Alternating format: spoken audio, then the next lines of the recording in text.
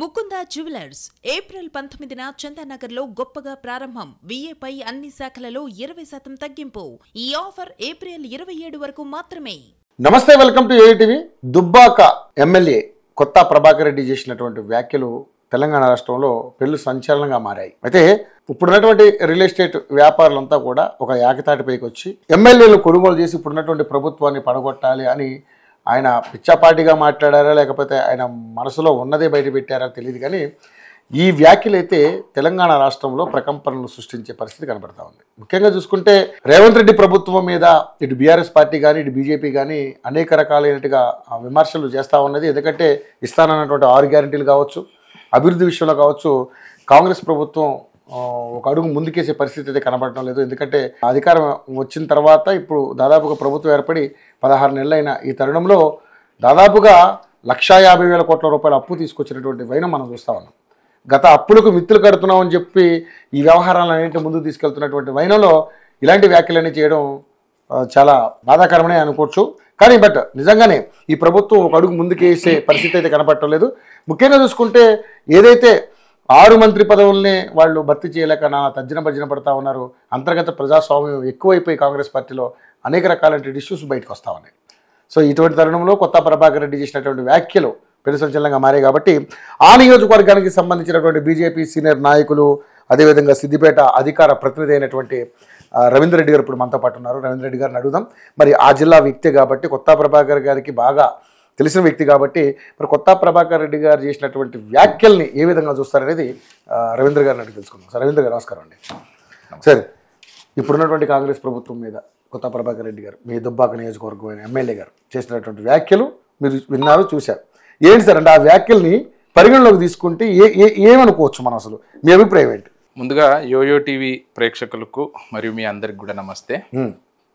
ఏదేమైనా ఒక ఎమ్మెల్యే స్థాయిలో ఉన్నటువంటి వ్యక్తి ప్రజాస్వామ్య దేశంలో రాజ్యాంగానికి లోబడి మాట్లాడాల్సినటువంటి ఒక వ్యక్తి, ప్రజల చేత ఎన్నుకోబడ్డటువంటి వ్యక్తి అలాంటి వ్యాఖ్యలు బహిరంగంగా బాహాటంగా చేయడం అనేది కొద్దిగా బాధాకరం. ఏమంటే ఆయన చేసినటువంటి వ్యాఖ్యలు ఇప్పుడు ఏదో ఒక సాధారణమైనటువంటి వ్యక్తి, రాజకీయాలకు ముడిపడినటువంటి వ్యక్తి చేస్తే దాన్ని పెద్దగా మనం పట్టించుకోని అవసరం లేదు. కానీ ఒక ఎమ్మెల్యే లాంటి వ్యక్తి అనునిత్యం రోజు రోజు ప్రజల్ని ప్రభావితం చేయడము, ఆయన మాట్లాడే ప్రతి మాట కూడా అకౌంటబిలిటీతో కూడుకున్నటువంటి అంశంగా మనం చూడాలి. సో ఈరోజు ప్రభుత్వం, ఇప్పుడు తెలంగాణ ఏర్పడ్డ తర్వాత కేసీఆర్ గారి ప్రభుత్వం 10 సంవత్సరాలు నడిచింది. రాజ్యాంగబద్ధంగా ఏదైతే ఏముండని ప్రజలు మ్యాండేట్ ఇచ్చిర్రు, దానికి అందరూ లోబడి అంగీకరించాల్సిందే. ఏ రాజకీయ పార్టీ కూడా దాన్ని తిరస్కరించాల్సినటువంటి అవసరం లేదు. రాజకీయాలకు లోబడి నడవాల్సినటువంటి అవసరం ఉంటుంది.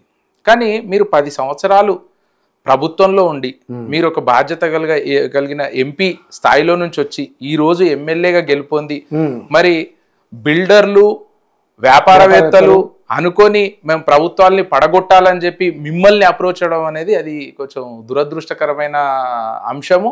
దాన్ని వాస్తవంగా కూడా ఈ రోజు ఉన్నటువంటి సమాజము ఎక్కడ కూడా సహించినటువంటి అంశం. అది భారతదేశంలో ప్రజలు ఒక మ్యాండేట్ ఇచ్చిన తర్వాత, అంటే మీరు రాజకీయాన్ని, వ్యవస్థను ఎంత చీప్గా చూపిస్తున్నారనంటే, డబ్బున్న బిల్డర్లు లేకపోతే డబ్బున్న వ్యాపారవేత్తలు ఏదైనా చేయగలరా? అట్లంటే మరి ఇప్పుడు అదానీ, అంబానీ లాంటి వాళ్ళు కేంద్రంలో ఉన్నప్పుడు మరి బీజేపీ ప్రభుత్వాన్ని వాళ్ళు అనుకుంటే ఏమైనా చేయగలరా? అంటే మీరు అనేది అట్లనే ఉంది కదా. అంటే ఈడ బిల్డర్లు రాష్ట్ర ప్రభుత్వాన్ని పడగొట్టాలని అనుకుంటే మరి అక్కడ కూడా ఇప్పుడు ఇండియా లెవెల్లో పెద్ద పెద్ద వ్యాపారవేత్తలు, పెద్ద పెద్ద డబ్బున్నోళ్ళు, లేకపోతే ప్రపంచవ్యాప్తంగానే ఉన్నటువంటి వ్యక్తులు మన భారతదేశంలో ఉన్నారు. మరి వాళ్ళు అనుకుంటే ఏదంటే శాసించగలుగుతారు కదా. మరి అనుకుంటే బీజేపీ ప్రభుత్వం కాంగ్రెస్ మరి కదా. ఇప్పుడు ఎంత స్టాండర్డ్ గా మీరు వక్ఫ్ బోర్డు బిల్లే తీసుకోండి, లేకపోతే 370 ఆర్టికల్ తీసుకోండి, నరేంద్ర మోడీ గారి ప్రభుత్వంలో ఎంత పటిష్టంగా దేశానికి ఏది కావాలో అది నిర్మించుకోగలుగుతున్నాం మనం. అట్లాంటి వ్యవస్థలో ఉండి ఈరోజు మీరు వ్యాపారవేత్తలను అడ్డుపెట్టి మేము ప్రభుత్వాన్ని కూలగొట్టాలనుకుంటున్నారు అనే వ్యాఖ్యలు మీరు బహిరంగంగా పబ్లిక్ వేదికలపైన చేయడం అనేది ఇది వాస్తవంగా ప్రజాస్వామ్యాన్ని డైరెక్ట్ గా కూనీ చేయడమే. ఇది సరే, పార్టీలు ఏమైనా కానివ్వండి, ఆయన పార్టీకి సంబంధం లేదు. పార్టీ కాదు సార్. కాంగ్రెస్ ప్రభుత్వం ఏర్పడ్డది. ఈ రోజు మేము బీజేపీగా ప్రజలు ఇచ్చిన మ్యాండేట్ ని హ్యాపీగా స్వీకరించినాము.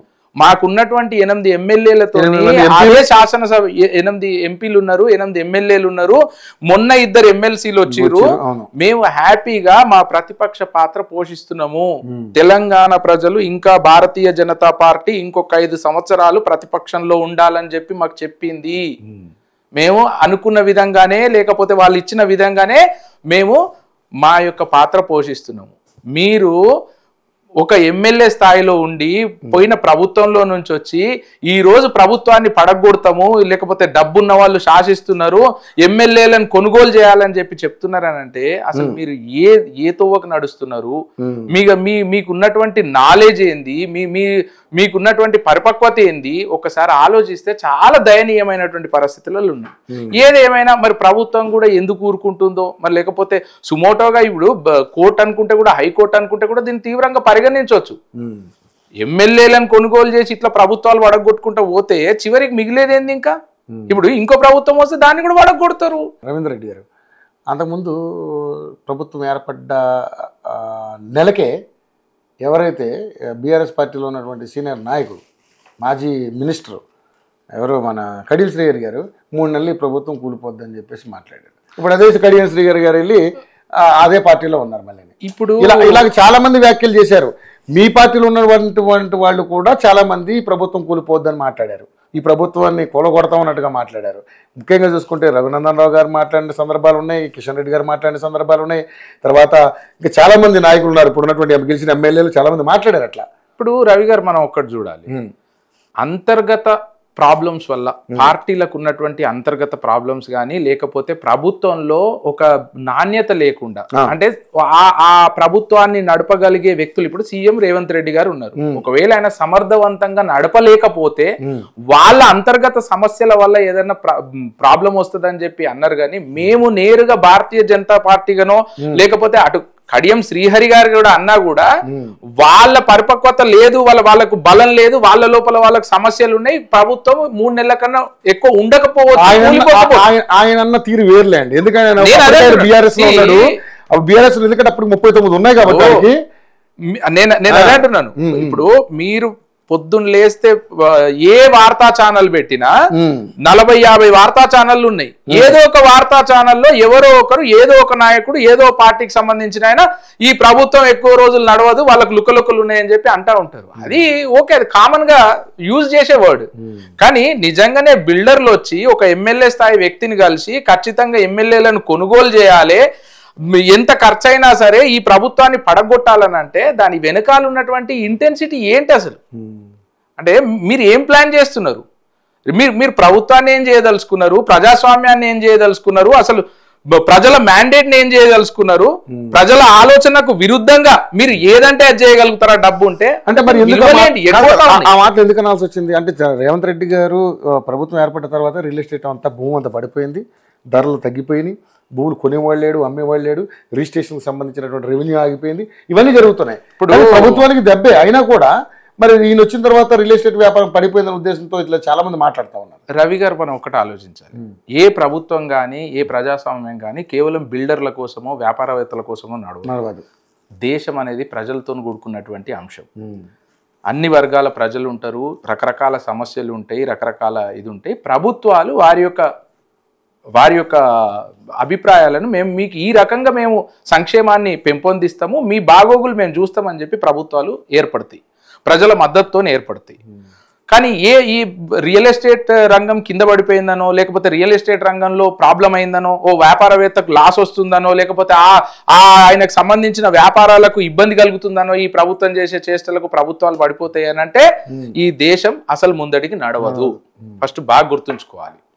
అండ్ ఇప్పుడు డబ్బున్నవాడే శాసిస్తాడు దేశాన్ని, లేకపోతే డబ్బున్నవాడే చేస్తాడనంటే మీరు ఎక్కడ చూసినా డబ్బున్నవాడే ముందుంటాడు. మరి ఇంకా అప్పుడు ప్రజాస్వామ్యం ఎందుకు, ఓట్లు ఎందుకు, ఈ తతంగం అంతా ఎందుకు?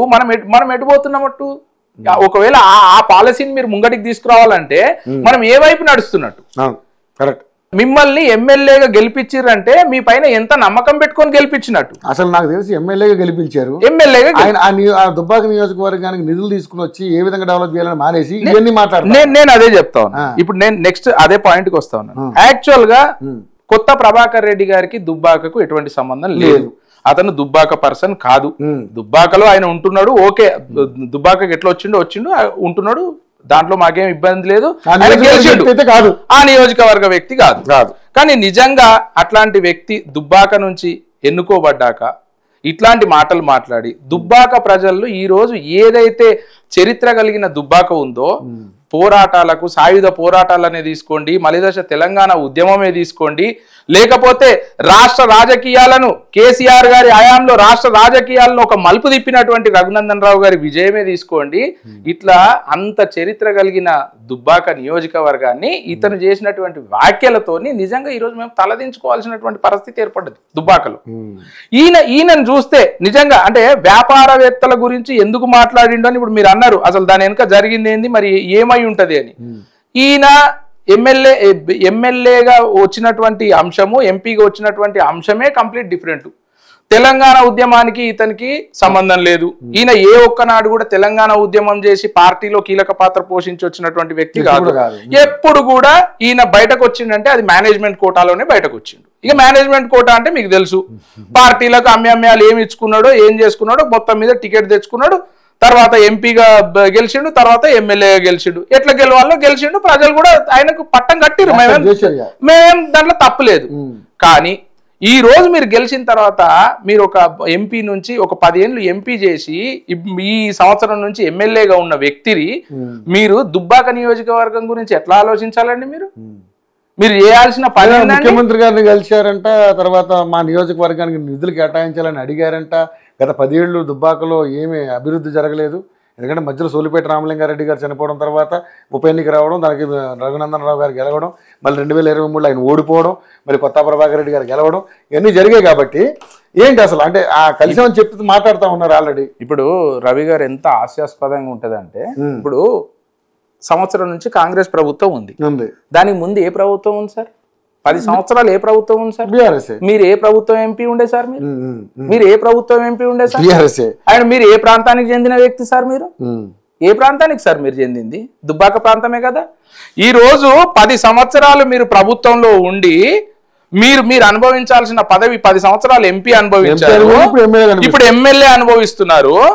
ఇదే రఘునందన్ రావు గారు 2020లో వాస్తవానికి చెప్పాలంటే రామలింగారెడ్డి గారి మరణం అనంతరం వచ్చినటువంటి ఉప ఎన్నికల్లో సెంటిమెంట్, విపరీతమైన సెంటిమెంట్ తోని రామలింగారెడ్డి గారు శ్రీమతి గారు గెలుస్తారని అనుకున్నారు, అందరు అనుకున్నారు. కానీ లేదు, దుబ్బాకకు ఒక మంచి నాయకుడు కావాలి, అక్కడ అన్యాయం జరుగుతుందని ప్రజలు నిర్ధారణకు వచ్చి అంత సెంటిమెంట్ ఉన్నప్పటికీ రఘునందన్ రావు గారిని గెలిపించారు. రఘునందన్ రావు గారిని గెలిపించారు కూడా. ఎవరున్నారని చూస్తే రఘునందన్ రావు గారే కరెక్ట్ అని పర్సన్ కనిపించారు అన్నారు కదా. ఆయన కూడా చాలా ఆయన కూడా ఏం చెప్పాడంటే, నేను ప్రభుత్వం మెడల్ వచ్చేనా సరే నియోజకవర్గానికి. మీరు రవి గారు ఇది బాగా వినాలి, మీరు వినాలి, ప్రజలకు తెలియాలి. గెలిచిన తర్వాత ప్రతి విషయంలో దుబ్బాకలో 100 పడక ఆసుపత్రి మొదలుకొని, దుబ్బాక బస్టాండ్ మొదలుకొని, దుబ్బాకలో ప్రతి అంశంపై గొంతెత్తి మాట్లాడినటువంటి వ్యక్తి కేవలం రఘునందన్ రావు గారు. సవాళ్ళు తొడలు కొట్టుకున్నారుగా బస్టాండ్ గారే, కొట్టుకున్నారు, కార్యకర్తలు కొట్టుకున్నారు, ప్రభుత్వంతో కుస్తీలు పట్టినాము, మాకు కావాల్సినవి తెచ్చుకున్నాము. రఘునందన్ రావు గారు ఏ వేదిక ఎక్కినా, ఏ టీవీ ఛానల్ కు అయినా, ఎక్కడైనా కూడా దుబ్బాక పరిస్థితి ఇది, అటు సిరిసిల్ల, ఇటు సిద్దిపేట, ఇటు గజ్వెల్ మాకు వచ్చి రావాల్సినటువంటి నిధులన్నీ లాక్కపోతున్నారు, దుబ్బాక నోట్లో మట్టి కొడుతున్నారని చెప్పి ప్రతి వేదికపై మాట్లాడండి. మీరు ఆ రోజు సార్ మీరు ప్రభుత్వంలోనే ఉన్నారు, మీరు కేసీఆర్ ఆత్మ అంటారు, పరమాత్మ అంటారు, మీరు కేసీఆర్ నోట్లకెళ్ళే ఊడిపడ్డారు అంటారు. ప్రజలలో ఆ టాక్ ఉన్నది మీకు దుబ్బాకలు కానీ లేకపోతే రాజకీయాలలో కానీ. మరి ఏమైంది సార్? ఏ గాడిది పనులు దోమేతందుకు పోయారు సార్? మీరు ఈ రోజు ఎమ్మెల్యే అయినాక మీ ప్రభుత్వం పోయినాక దుబ్బాక వెనుకబడ్డదని గుర్తుకొస్తుందా మీకు? మీరు ఎడిపోయినారు. మీరు మీ ప్రభుత్వంలో ఉన్నప్పుడు మీరు దుబ్బాక ప్రాంతం నుంచి ప్రాతినిధ్యం వహిస్తున్నటువంటి ఎంపీగా ఈ రోజు ఎమ్మెల్యేగా గెలిచినటువంటి వ్యక్తి ఈ రోజు దుబ్బాకకు అన్యాయం జరుగుతుందని అంటున్నారు. ఆ రోజు ఏ గాడిది పనులు దోమపోయారు మీరు? మీకు దుబ్బాక సమస్యలు ఆ రోజు ఎందుకు గుర్తుకు రాలేదు? ఇదే రఘునందన్ రావు గారు గొంతెత్తి అరుస్తే రఘునందన్ రావు పైన నానా ఇబ్బందులు పెట్టి రఘునందన్ రావు గారి ప్రోటోకాల్ కు భంగం కలిపించి అక్కడ రఘునందన్ రావు పేరు ఎక్కడొస్తుందో శిలాపలకాల మీద అని చెప్పేసి అడుగున అడ్డుకున్నది మీ మంత్రి గారు. నువ్వు కాదా నువ్వు యాపాటి నిధులు తెచ్చి డెవలప్మెంట్ చేసినావు సార్. ఎంపీ నిధులలో నుంచి నువ్వు ఒక్క మండలంలో ఒక ఊర్లో నీ నిధులు ఏడున్నాయో, నీ శిలాపలకాలు ఏడున్నాయో నీ డెవలప్మెంట్ ఫండ్స్ లో తీసుకొచ్చి చూపి మెదక్ ఎంపీగా చేసినప్పుడు మరి ఈ రోజు ఆయన పేరు వస్తుందని అడ్డుకున్న మీరు పోయి మా ప్రభుత్వంలో ఏం కాలేదంటే నీకు ఎమ్మెల్యే అయిన తర్వాత మీకు గుర్తుకొస్తుంది. ఇంత ఇంత ఇంత జరిగిన తర్వాత సరే పోని మీ ప్రభుత్వం పోయింది, మీరు ఏం చేయలేకపోతున్నారు. మరి ఈ రోజు మీరు పోతారు ఇప్పుడున్న ప్రస్తుత ముఖ్యమంత్రిని పొగుడుతావు. అదంతా సరే నీ దుబ్బాక నియోజకవర్గానికి మంచిగా చేయాలంటే మీరు ఏ గడప ఎక్కాలో ఆ గడప ఎక్కండి, ప్రజలు స్వాగతిస్తారు. మీరు ఏ పార్టీలోనన్నా ఉండని యాజ్ ఎమ్మెల్యేగా నియోజకవర్గానికి రావాల్సిన హక్కుల గురించి కొట్లాడూరి మేము స్వాగతిస్తాం. కానీ మీరు ప్రభుత్వాలను పడగొడతామని చేయాల్సిన పని చేయకుండా వ్యాపారవేత్తలని, ఆయన వచ్చిన బ్యాక్గ్రౌండే వ్యాపారవేత్త అండి. ఇప్పుడు మీరు వాస్తవంగా దుబ్బాక చరిత్రను మీరు తీస్తే ముత్యం రెడ్డి గారి దగ్గర నుంచి మాకు రాజకీయం తెలుసు. ముత్యం రెడ్డి గారిని చూసినా, రామలింగారెడ్డి గారిని చూసినా, రఘునందన్ రావు గారిని చూసినా వీళ్ళకు పొద్దుగా లేస్తే రాజకీయము, ప్రజలు, నియోజకవర్గం తప్ప ఇంకో వ్యాపకం లేదు వీళ్ళకు లేదు. మీరు ముత్యం రెడ్డి గారిని తీసుకోండి. ముత్యం రెడ్డి గారు పాపం చాలా ఆయన అక్కడ జీవితం. ఈ రోజు దుబ్బాక నియోజకవర్గంలో ఉన్న సార్ మేము బీజేపీ ఏదైనా ఉండని, అవును, ఏ మంచి పని చేసినా వ్యక్తి ఇంపార్టెంట్. అవును, ముత్యం రెడ్డి గారు మా దగ్గర ఉన్నటువంటి నక్సలిజం సమస్యనే గాని ఆ టైంలో రోడ్లు అధ్వానం అండి. రాత్రి 6 అయిందంటే, సాయంత్రం 6 అయిందంటే ఒక్క బండి కూడా తిరగకపో. అట్లాంటిది అద్దంలాగా చేసిండు రోడ్లని. అట్లీస్ట్ ఒక బ్లాక్ టాప్ రోడ్ చూసినాము, ఒక డాంబర్ రోడ్ చూసినాం అంటే ముత్యం రెడ్డి గారు. సబ్ స్టేషన్ చూసినాము, గ్రామానికి ఈ కరెంటు చూసినామంటే ముత్యం రెడ్డి గారు హయాంలో. రామలింగారెడ్డి గారు టిఆర్ఎస్ లో ఉన్న, ప్రతిపక్షంలో ఉన్న, పాపం ఆయన ప్రభుత్వంలో 5 ఏళ్లే ఉన్నారు, దాని తర్వాత చనిపోయారు. ఏదైనా ప్రజలు, నియోజకవర్గం తప్ప ఇంకో పని లేకుండా ఆయనకి. ఆయన మంచి చేసిండా, చెడు చేసిండా, లేకపోతే ఆయనకు ఉన్నటువంటి పరిజ్ఞానంలో పని చేసిండా, అక్కడే ఉండేవాడు ఆయన, ఇంకో పని లేదు. రఘునందన్ రావు గారు ఆయన పుట్టింది దుబ్బాకలో, ఆయన పెరిగింది దుబ్బాకలో, ఆయన ప్రొఫెషనల్ గా లాయర్ అయినా కూడా రాజకీయ పరంగా ప్రజలు ఆయనకు ఇంకో వ్యాపకం లేదు, ఆయన ఇంకో బిజినెస్ లేదు. పొద్దుగా లేస్తే అంతే, పొద్దుగా లేస్తే ప్రజలే. సరే గెలిచిండు, ప్రజలు మళ్ళా వద్దన్నారు, ఆయన అంగీకరించిండు, మళ్ళా ఎంపీకి పోయిండు. ఇప్పుడు ఆయన చేయాల్సిన పని దేశం లెవెల్లో చేసుకొస్తా ఉన్నాడు. మరి మీరు వచ్చి మీకు ఉద్యమానికి సంబంధం లేదు, మీకు ప్రజలు కార్యకర్తలతో తిరిగిన సంబంధం లేదు. మీరు ఏది మేనేజ్మెంట్ కోటాలో వచ్చి ఈ రోజు మీరు ఒక వ్యాపారవేత్తగా రాజకీయాన్ని, సమాజాన్ని మీరు ఒక వ్యాపారవేత్తగా ఆలోచించి మారుస్తున్నారంటే మీరు ఎటు సైడ్ నడుపుతున్నారు రాజకీయాన్ని? ఈ 16 నెలల్లో కనీసం ఏమి పని జరగలేదు అక్కడ కనీసం సంక్షేమ పథకాలు కానీ, కొత్త రేషన్ కార్డు విషయంలో దుబ్బాకలో అంటారా? ఇక అది ఇప్పుడు దుబ్బాకలో అడగాలంటే మీరు అది ఎమ్మెల్యే గారిని అడగాలి, అటు ప్రభుత్వాన్ని అడగాలి. అటు ఎమ్మెల్యే గారిని అడగాలి, ప్రభుత్వాన్ని అడగాలి. ప్రతిపక్షంలో ఉన్నారు కదా, మీకు తెలియదు. అక్కడ ఏ పని జరుగుతలేదండి. ఇప్పుడు ప్రభుత్వంలో ఏం జరుగుతుంది? అసలు ప్రభుత్వంలో పైసలు ఎక్కడి, మీ దగ్గర డబ్బులు ఎక్కడి చెప్పురి. ఇప్పుడు మీరు 6 గ్యారెంటీలు అన్నారు, 7 గ్యారెంటీలు అన్నారు, 8 గ్యారెంటీలు అన్నారు, ఏదో అన్నారు అయిపోయింది. మీరు కూడా మళ్ళా కేసీఆర్ చేసే తప్పు చేసి ఇప్పుడు మీరు రైతు బంద్ అన్నారు, లేకపోతే రుణమాఫీ అన్నారు, రైతు భరోసా అన్నారు, రుణమాఫీ అన్నారు. ఏడమలైనాయి సార్ అవి? రుణమాఫీ చేసుకొచ్చారు కదా, ఏడమలైనాయి సార్. చెప్పండి, మీరు 31,000 కోట్లు అన్నారు సార్, కనీసం ఒక 22,000 కోట్లని చేశారంట కదా సార్. ఇప్పుడు రవి గారు ఒకటే మాట నేను చెప్పేది, అసలు ఏం కాలేదని మీ ఉద్దేశం? ఏం కాలేదని నేను అన్నా రవి గారిని. అట్లుంటదా? ఏం కాలేదని అంటే నేను అట్లెట్లా అంట? మీరు అమలు గాని హామీలు ఎందుకు ఇస్తున్నారు సార్? మిమ్మల్ని అడిగిందే. ఇప్పుడు మీకు మ్యాండేట్ గా మీ ముందట ఉన్నటువంటి ప్రధాన అంశాలు, మీ ముంగట ఉన్నటువంటి ప్రయారిటీస్ గురించి ఆలోచించండి. మీరు రాష్ట్రం ఎటు పోతుంది, డెవలప్మెంట్ ఏంది, వీటి గురించి ఆలోచించండి మీరు. కానీ మరి ఆ డెవలప్మెంట్ ఉంటే చేయాలంటే డబ్బులు ఉండాలి. ఏడుంది? మీకు గల్లపెట్టనే నిండలేదు, మీకు ఉన్నటువంటి ఖర్చులు ఎక్కువ, జీతాలు ఎక్కువ. మరి ఏమైంది? ఎట్లా చేస్తారు? మీరు నడపలేనటువంటి పరిస్థితులలో ఉన్నారు. సాధక బాధకాలు ప్రభుత్వం నడిపే వాళ్ళకి తెలుస్తాయి. ఓకే, ప్రజలు మ్యాండేట్ ఇచ్చిరు, లెట్ హిమ్ డూ. మీరు కేసీఆర్ లాంటి తప్పిదాలు చేయకుండా ఇకనైనా పాలన పైన సంక్షేమం చేస్తూనే అభివృద్ధి పైన దృష్టి పెట్టండి.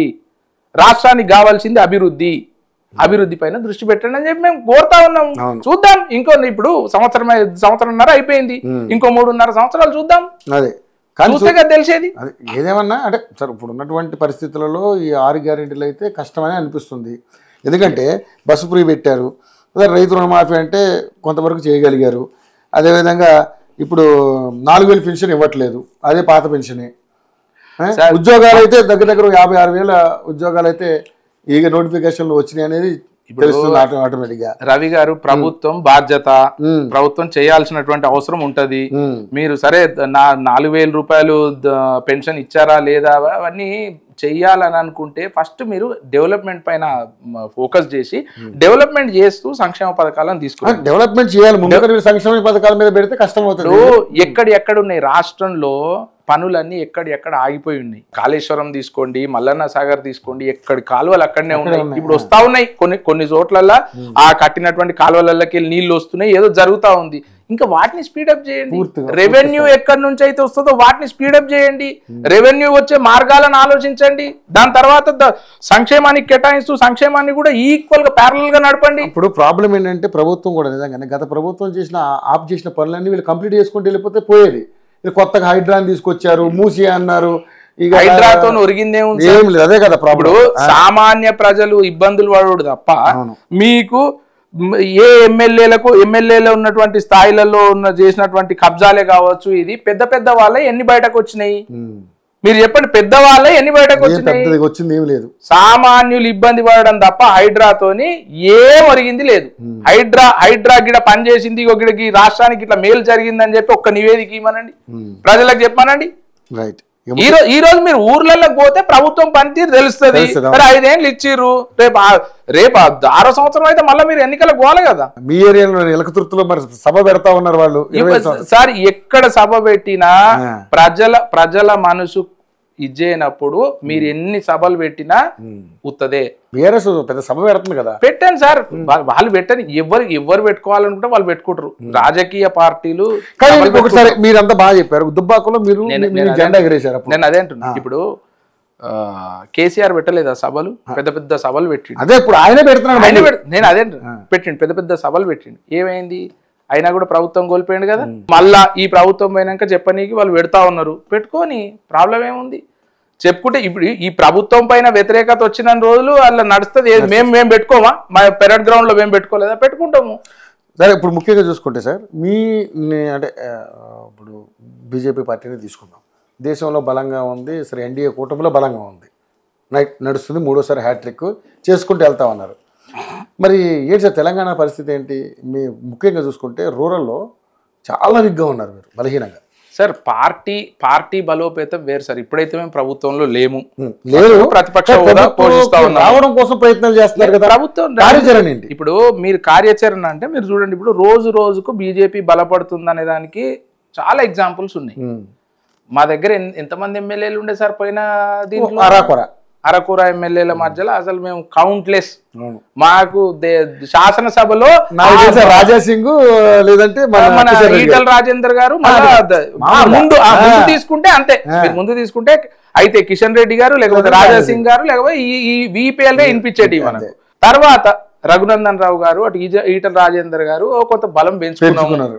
దాని తర్వాత ఇప్పుడు 8 మందికి వచ్చినాము.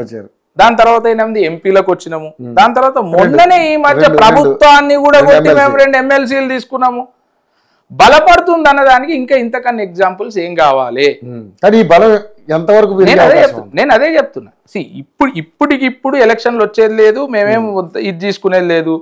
సంస్థాగతంగా పార్టీ బలోపేతానికి పార్టీ ఏం కృషి చేయాలో అది కృషి చేయాలి. అధ్యక్షుడు అంటే ఒక మాట చెప్పాలని, నేషనల్ పార్టీ ఇప్పుడు ఒక కుటుంబ పార్టీ అయితే, ఇప్పుడు కేసీఆర్ లాంటి పార్టీ అయితే నేను అధ్యక్షుని రాబాయ్ అని చెప్పేసి ఒక లెటర్ ఇస్తాడు, అయిపోతుంది, ఆయన అధ్యక్షుడు అవుతాడు. సార్ ఎవరు గ్రౌండ్ లెవెల్ అనుకోలేదు. నేను అదే అంటున్నా కదా సార్, ఈ పార్టీలో ఇది కార్యకర్తల కష్టం పైన నిర్మించబడ్డ పార్టీలో రేపు ఒక సామాన్యునికి న్యాయం జరగాలని అంటే ఎంత కృషి చేయాల్సి ఉంటుంది సార్, ఎంత తర్జన భర్జన పడాలి ఉంటుంది సార్. ఇది అనుకున్నట్టు ఏదో కుటుంబ పార్టీ లెక్క లెటర్ ఇస్తే కాదు కదా, అవుతుంది. ఒక మంచి వ్యక్తి అధ్యక్షుడికి వస్తాడు, రాష్ట్రంలో పార్టీ బలపడుతుంది, మీరు చూస్తారు. రాబోయే ప్రభుత్వం బీజేపీదే ఉంటది తెలంగాణలో. అలయన్సా సింగిల్ గానా అది ఎట్లా రావాలో ఈ మధ్య కొంత వైరల్ అవుతుంది. అంటే మీరు మరి ఒక లాయర్గా చెప్పాలి ఈ విషయం మరి. ఎందుకంటే ఏపీలో కూటమిలో ఉన్నారు మీరు, తెలంగాణలో కూడా కూటమి ద్వారా ఈసారి ఎలక్షన్స్లో పోటీ చేయబోతా ఉన్నారు అనేది పెద్ద ఎత్తున జరుగుతున్నటువంటి ప్రచారం. సార్ ఇప్పుడు కూటమియా లేకపోతే సొంతగా పోటీ చేస్తుందా అనేది అప్పుడు ఆ ఎలక్షన్లకు ఉన్నటువంటి సమయం, సందర్భం, అప్పుడు ఉన్నటువంటి అంశాలు ఇవన్నీ బేస్ చేసుకొని ఉంటాయి. It is too early, 3.5 years ముందు మనం ఏం చెప్పనీకి లేదు దానిపైన. అండ్ ఇంకోటి, పార్టీ పెద్దలు ఏది నిర్ణయిస్తే దానికి కట్టుబడి ప్రతి కార్యకర్త పనిచేయడానికి రెడీగా ఉంటారు. అంతిమ లక్ష్యం ఏంది? భారతీయ జనతా పార్టీ రావాలి, ఖచ్చితంగా ఆడుతుంది, ఖచ్చితంగా అధికారంలోకి వస్తుంది. మీరు చూస్తున్నారు దేశంలో ఎంత పటిష్టంగా మారింది. ఈ రోజు ప్రపంచ దేశాలలో ఎక్కడ చూసినా భారతదేశం గురించి మాట్లాడుకునేటువంటి స్థాయికి వెళ్ళిపోయినాం మనం. కానీ అంతర్గత ప్రజాస్వామ్యం మనం కేవలం కాంగ్రెస్ పార్టీలో చూసాం, కానీ మీ పార్టీలో కూడా స్టార్ట్ అవుతుంది కదా, మీ పార్టీలో గట్టిగా ఈ మధ్య బాగా వినపడతా ఉంది. సార్ ఒకటి చెప్పాలా సార్, మీకు ఒకటే చెప్తాను నేను. నాయకులుగా ఒక పార్టీ బలపడుతున్న సమయంలో నాయకులుగా ఎవరి అస్తిత్వం కోసం వాళ్ళు కొట్లాడతారు. అంటే ఎవరి, ఇప్పుడు ఒకటి నేను చెప్తాను, ఇప్పుడు రఘునందన్ రావు గారు ఉన్నారు, ఈటల రాజేందర్ గారు ఉన్నారు. ఎవరి ప్రయారిటీ వాళ్ళకు ఉంటుంది, ఎవరి ప్రిఫరెన్స్ వాళ్ళకు ఉంటుంది. అటు బండి సంజయ్ గారు ఉన్నారు, అరవింద్ గారు ఉన్నారు. ఎవరి ప్రయారిటీ వాళ్ళకు ఉంటది, ఎవరు చేసే పని వాళ్ళు, అందరి ప్రయారిటీస్ అందరికి ఉంటాయి. ఓకే, కొంచెం తర్జన భర్జన పడి ఇప్పుడు స్వతంత్రం ఎక్కువైందా లేకపోతే అంతర్గతంగా వీళ్ళు కుమ్ములాటలు ఏది ఉండదు సార్. ఫైనల్గా వచ్చేసరికి party decision is one decision, అదొకటే ఉంటుంది. కాంగ్రెస్ లాగా మీరు తొడలు కొట్టుకోవడము, వేదికల పైన కొట్టుకోవడం ఎప్పుడన్నా చూసిరా మీరు? అది ఏదేమన్నా ఉండదు సార్, ఏ పార్టీలో లేవు సార్. ఇంత ఏకఛత్రాధిపత్యంగా నడిచినటువంటి టీఆర్ఎస్ పార్టీలో లేవా? కేటీఆర్ కు, హరీష్ రావుకి ఏం జరుగుతుంది సార్ మీరు చెప్పండి. ఈరోజు ఇంటర్నల్ గా ఏదో జరుగుతుందని అంటున్నారు. ఇప్పుడు చెప్పండి సార్, మనం ఎందుకు అనాలి? అది మనం ఎందుకు అంటించుకోవాలి మీద? ఇప్పుడు నేను చెప్తున్నా, 3.5 సంవత్సరాలలో జరిగేటువంటి ఎన్నికలలో టీఆర్ఎస్ పార్టీ నుంచి ముఖ్యమంత్రి అభ్యర్థి ఎవరు ఉంటారు వాళ్ళు చెప్పగలుగుతారా? కేసీఆర్ పాపం వయసు అయిపోయింది, పెద్ద ఆయన అయిపోయింది, రేపు పార్టీని హరీష్ రావు ఏం తప్పు చేసిండు సార్? నీకు పార్టీ పెడతాం మరి. హరీష్ రావు ఏం తప్పు చేసిండు చెప్పండి? ఆయన ప్రయారిటీ లేదా? ఆయన కష్టకాలంలో నడపలేదా? కేసీఆర్ కు వెన్నండి ఉండలేదా? ఇప్పుడు ఏ పార్టీకి చూస్తే ఆ పార్టీకే ఉన్నాయి. ఇది ఒక ఎగ్జాంపుల్ మాత్రమే. కానీ ఎవరి ప్రయారిటీస్ లో ఎవరైతే ముందటికి నడపగలుగుతారో వారికే ముందటికి పంపిస్తారు తప్ప పార్టీలలో ఇట్లా కొట్టుకున్నారు ఇవన్నీ నడుస్తూనే ఉంటాయి. చర్చా వేదికల పైన చాలా నడుస్తాయి. మొత్తానికైతే ఈసారి బాగా వేయబోతున్నారు. ఖచ్చితంగా రానున్న ప్రభుత్వం భారతీయ జనతా పార్టీ ప్రభుత్వం చూస్తారు, దాంట్లో డౌటే లేదు సార్. భారతీయ జనతా పార్టీ రావడం అవసరం.